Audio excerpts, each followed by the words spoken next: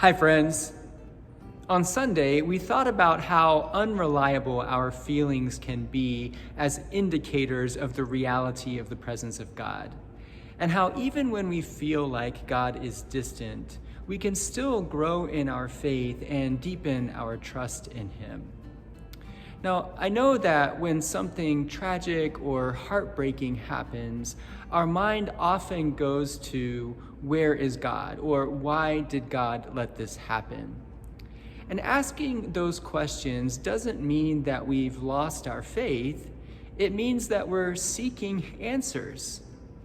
Our faith grows when we think deeply and pray fervently to discover how God might be present or working. Most of the time, though, I think we feel distant from God simply because we don't notice Him anymore. We get busy with chores and jobs and responsibilities. We kind of go into autopilot as we move through the daily routine and as we go through the motions of praying or doing devotions or going to church. It isn't that we've stopped loving God or that God has stopped loving us. It's just that we don't notice God anymore because our attention is somewhere else. In psychological terms, this is called habituation. When a new object or stimulus is introduced into our environment, we are intensely aware of it.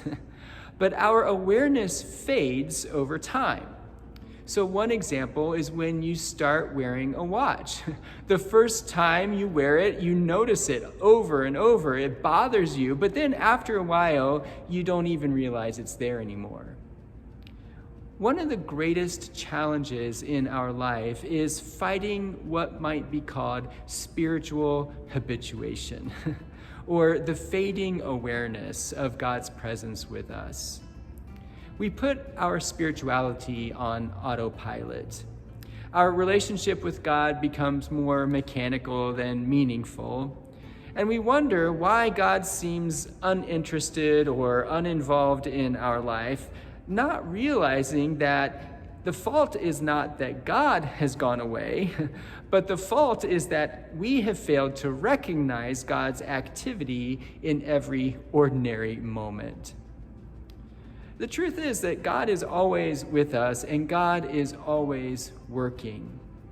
And sometimes His presence is manifested in an unexpectedly ordinary way, like in the touch of a loved one or the voice of a friend. And sometimes God works in new ways that require us to shake ourselves awake from our preconceived ideas or our dependence on past experiences.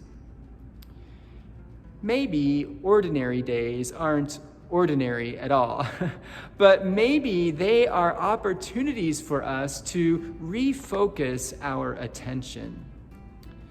William Barry writes, "Whether we are aware of it or not, at every moment of our existence, we are encountering God, who is trying to catch our attention, trying to draw us into a reciprocal, conscious relationship." God never stops loving us.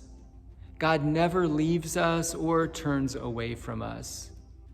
God's presence doesn't fade, even if our awareness of it does. So how have you heard God's voice today? Where have you witnessed God's work? How have you experienced God's touch? Think about it.